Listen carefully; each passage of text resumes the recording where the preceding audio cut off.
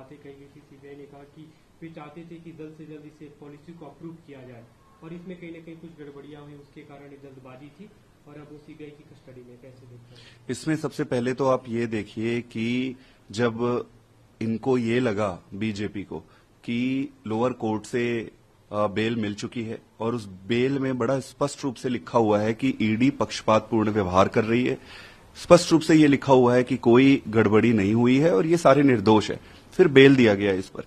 Bell को फिर जब ये हाई कोर्ट आया, हाई कोर्ट ने स्टे किया, फिर सुप्रीम कोर्ट जाए, इनको ये लगा कि हो सकता है कि आज बेल मिल जाए, तो हड़बड़ी में इन्होंने फिर सीबीआई को मूव किया कि आप एंटर करो।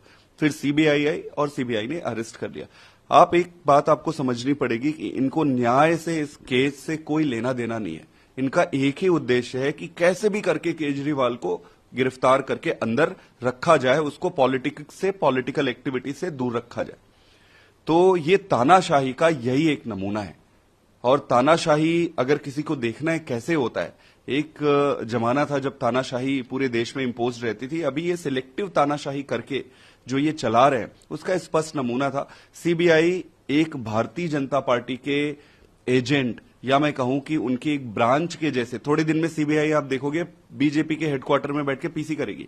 तो ये सिचुएशन है इनका। नहीं, देखो, ये मुद्दा किसी व्यक्ति का नहीं है, किसी एक पार्टी का नहीं है, ये सरकार के एक स्वभाव का है। और जो सरकार अपना अस्तित्व इसी तरीके की तानाशाही करके अपने अस्तित्व को बचाना चाह रही है, अपनी निकम्मेपन को बचाना, दबाना चाह रही है, उसका एक नमूना है। तो ये किसी आदमी का, किसी पार्टी का पर्सनल नहीं है, ये देश का है।